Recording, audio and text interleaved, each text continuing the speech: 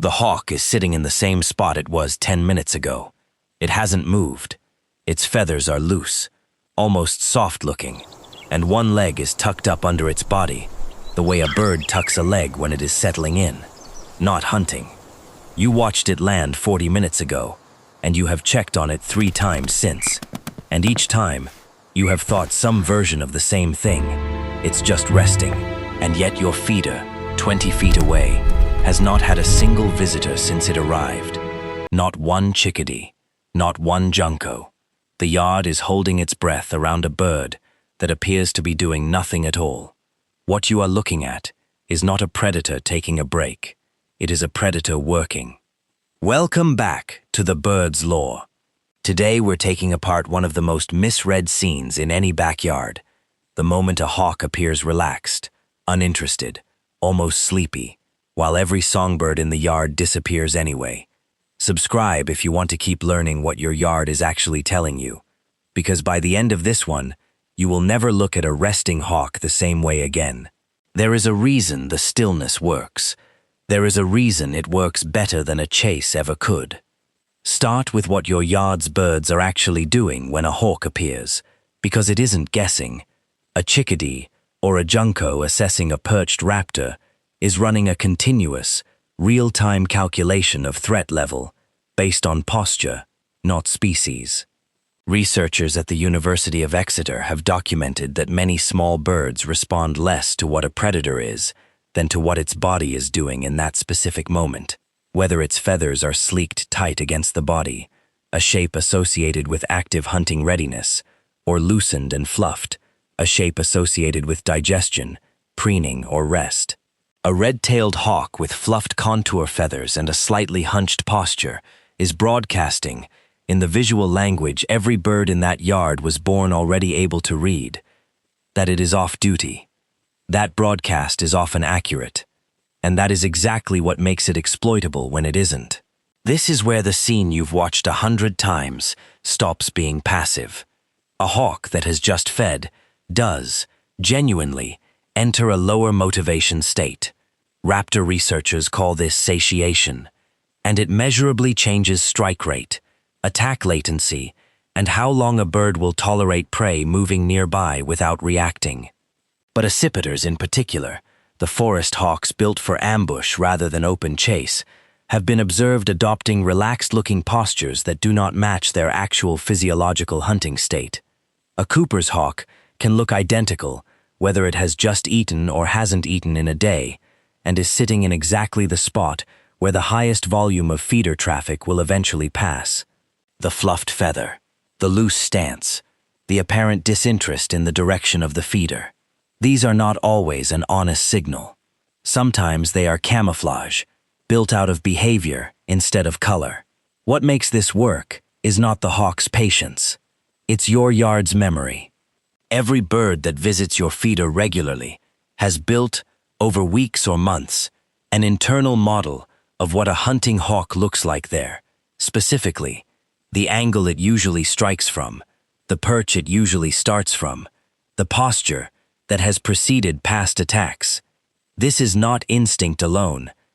Cornell Lab of Ornithology's work on predator recognition in feeder birds shows that chickadees and titmice update their threat assessments based on repeated local exposure, meaning a bird that has seen this exact hawk sit still and leave without striking 3 times previously will, on the 4th sighting, allocate less caution to that same posture. The hawk isn't just reading the birds.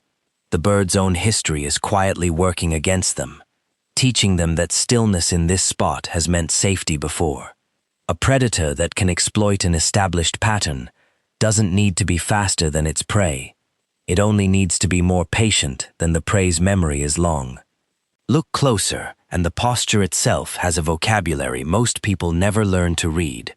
A hawk in a genuine low-threat state will often engage in what ethologists call displacement behavior, preening a wing, shaking out its feathers, rousing its whole body in a full-body shudder.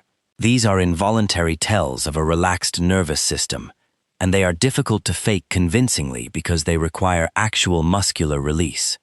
A hawk that is watching and waiting, by contrast, tends to hold a stiller stillness, not the loose stillness of rest, but a coiled, held stillness, weight balanced slightly forward, head turning in small increments rather than large sweeping ones.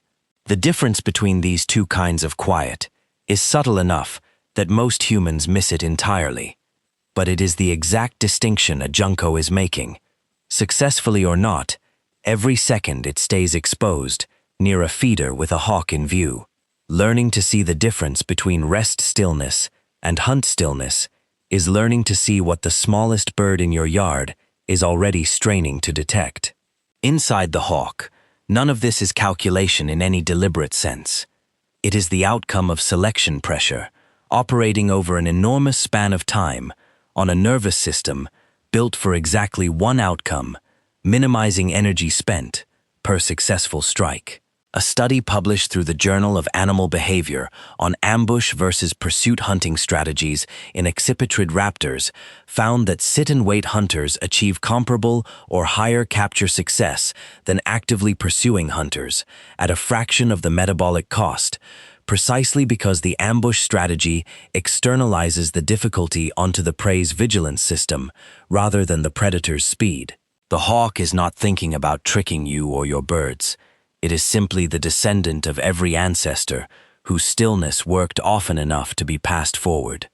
The deception, if that word even applies, was never invented. It was selected, and the moment does not end when the hawk finally leaves. What happens after a hawk departs your yard without striking is its own small event in the biology of that place. Feeder activity does not resume instantly, and it does not resume evenly.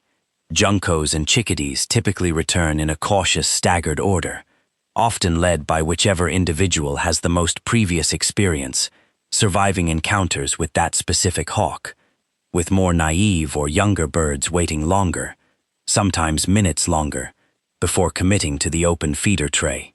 The empty, silent yard you were standing in wasn't nothing. It was a live negotiation between memory and risk, being conducted in real time by animals, with almost no margin for a wrong guess. Every bird that returned to your feeder that afternoon had, in its own small nervous system, decided the hawk's stillness was finally telling the truth. What changes when you understand this is not really how you see the hawk, it's how you see the quiet. A yard that has gone silent around a motionless hawk was never a yard where nothing was happening. It was a yard running the most consequential calculation any of its residents will make that day, using a signal, stillness itself, that can mean safety or can mean the opposite, and offers almost no reliable way to tell the two apart from a distance. The hawk isn't hiding from you. It was never about you at all. It was reading and being read by an entire yard of animals, fluent in a language built entirely out of how still something is willing to hold itself, and for how long. Go back to that hawk on the fence, feathers loose, one leg tucked, looking for all the world like it has nowhere else to be. The chickadee that never came to the feeder that hour wasn't being paranoid. It was reading a posture with a 50-50 history and choosing the side of the bet that let it see tomorrow. The junco that finally returned 20 minutes after the hawk left was closing out a calculation that had been running the entire time you thought nothing was happening. The hawk itself was doing exactly what generations before it did, holding a stillness that costs it nothing and might cost everything to whichever bird misjudges it first. None of them were performing for you. You simply happened to be standing at the one spot in the yard where you could see all of it unfold at once, if you knew to look. The yard was never quiet. It was only quiet to you.